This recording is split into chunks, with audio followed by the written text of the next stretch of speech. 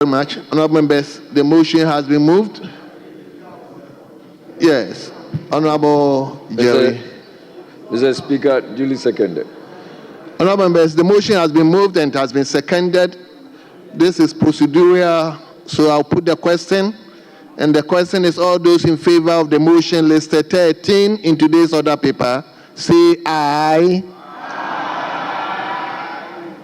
All those against say no. Honorable members, the ayes have it. The motion is carried. Yes, Chairman, let's turn to motion 14. Mr. Speaker, I move that this Honorable House adopt the 10th report of the Appointment Committee on His Excellency, the President's nomination for appointment as Ministers of State. Mr. Speaker, in doing so, I present your committee's report. Mr. Speaker, your committee's report is on Honorable Abdul Rashid Hassan Pelpo as Minister Designate, Ministry of Labor, Jobs and Employment, Honorable Ibrahim Mutala Mohammed as Minister Designate, Ministry of Environment, Science and Technology, Honorable Samuel Nate George as Minister Designate, Ministry of Communications, Digital Technology and Innovations, Honorable Kofi Idi Adams as Minister Designate, Ministry of Sports and Recreation, and Honorable Joseph Bukari Nikwe as Minister Designate, Ministry of Transport. Right, Honorable Speaker, the report is covering these nominees, and it is 81-page report. Mr. Speaker, I will urge the Hansa Department to capture the entire report as having been read, as I capture the conclusion of the report in paragraph 9.0.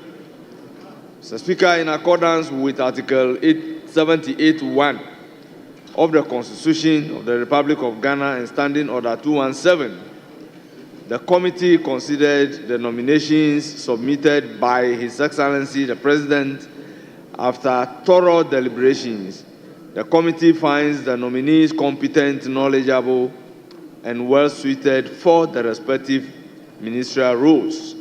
The committee therefore recommends to the House by consensus the adoption of each report and the approval of the nominations of Honorable Abdul Rashid Hassan Pelpo as Minister for Labor, Jobs and Employment, Honorable Ibrahim Mutala Mohammed as Minister for Environment, Science and Technology, Honorable Kofi Idi Adams as Minister for Sports and Recreation, and Honorable Joseph Bukari Nikwe as Minister for Transport.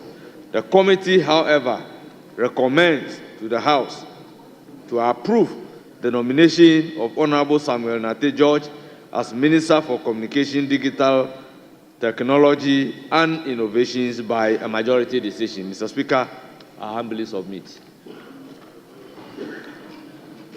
Honorable members, the motion has been moved. Yes, Honorable Minority Leader and Ranking of the Appointment Committee.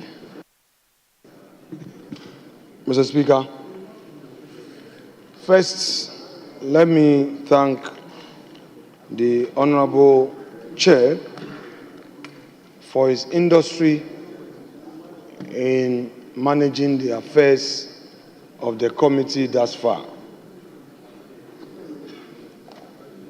Indeed, we worked together on the committee's report. We fully agree to the entire content of the report, the conclusions thereto. Mr. Speaker, for all the other nominees that we agreed to pass them by consensus.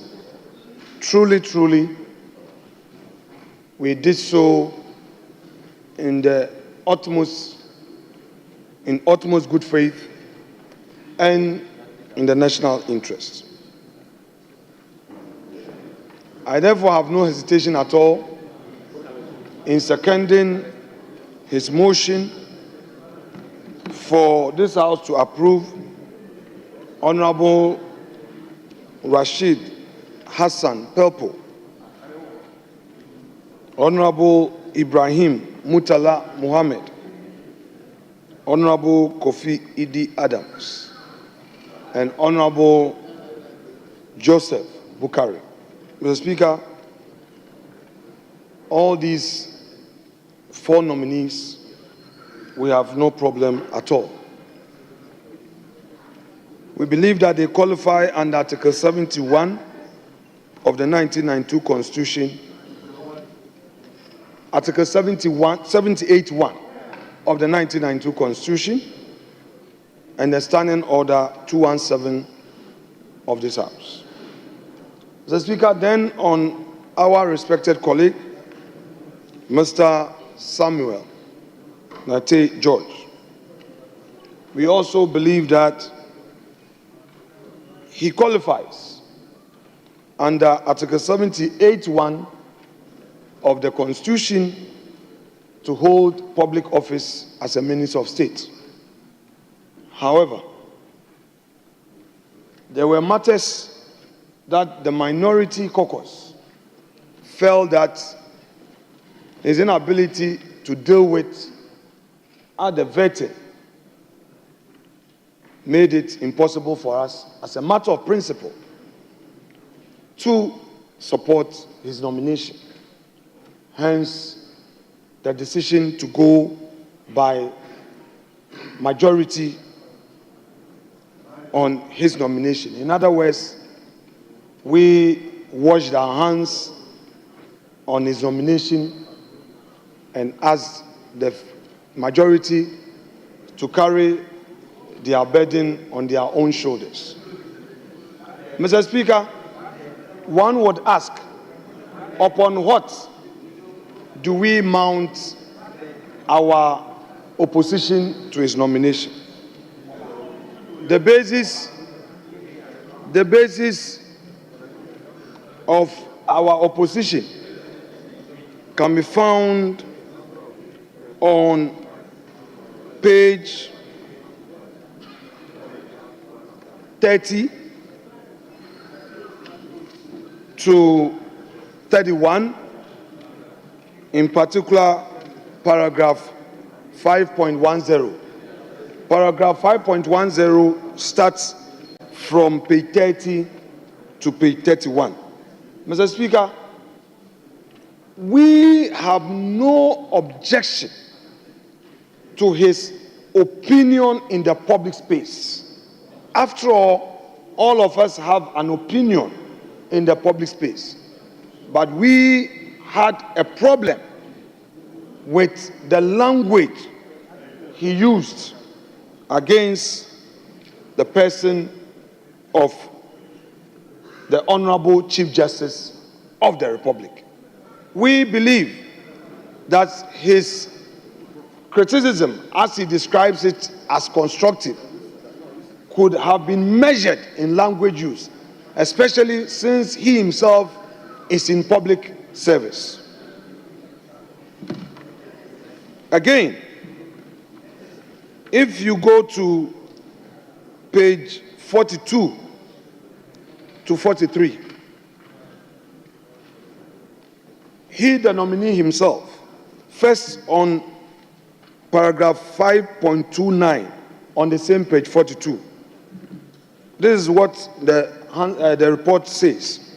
The nominee, when asked if he will retract and apologize for his post on social media, stated that he stands by those posts. Mr. Speaker, we believe that only few people in this country get the opportunity to become president of this nation. In governance, a president encounters a lot of challenges. Some he may not even know. And for the nominee to insist that President Nana Addo Dankwa Akufo-Addo benefited from the Galamsey menace, we found that most unfortunate. In spite of our call on him to at least be measured in that language use, he could criticize Dr. Nana Akufo-Addo for not successfully ensuring that his call on anti-Galamsey helped the country. He could not say that the man benefited. Mr. Speaker, the Oxford Dictionary has a definition for a person benefiting. When you say somebody has benefited, what it means is that he has financially gained from the act. This we felt that he himself being in public space today, he is going to assume that important office, Ministry of Communication and Digitalization. This ministry has key international stakeholders. People from all manner of places would walk to him in his office to transact government business. Should there be some failings, is he going to accept people to criticize him using unprintable words? This we felt that if our respected colleague had found it necessary to say, at least, I retract those words against the former president, we would have had no problem. But he insisted, we felt that it was way below belt. And that is our first reason for opposing him. Now to paragraph 5.30. You can find it from pages 42 to 81, and I read. The nominee was asked to produce some document to support claims he had made during the vetting. He was able to provide the following documents: academic certificate, travel documents, Airbnb receipts, accommodation receipts. The nominee, however, has not been able to produce documents relating to the business of his spouse as well as his source of secondary income.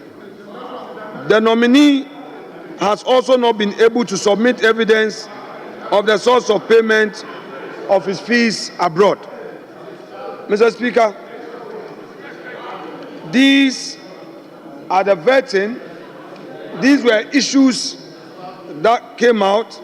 The nominee had assured that he was going to provide us evidence of these documents. As the report duly signed by the chair and the clerk to the committee have, as the report has indeed captured, these are documents that are yet to get to us.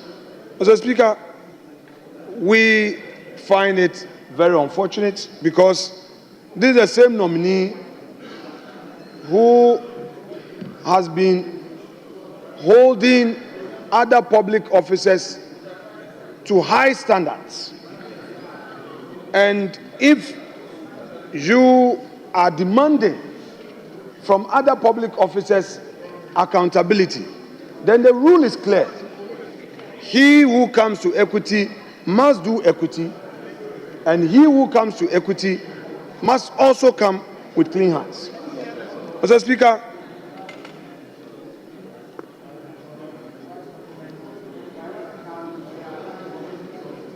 we are simply saying that on the basis of this, we maintain our position, and therefore will express our protests in a vote only against this nominee, and we do so without prejudice. We shall participate fully in the debate on this matter, and our members would take turns to make their comments on this matter, and then at the point of voting, we shall proceed on the next direction. Mr. Speaker, I thank you.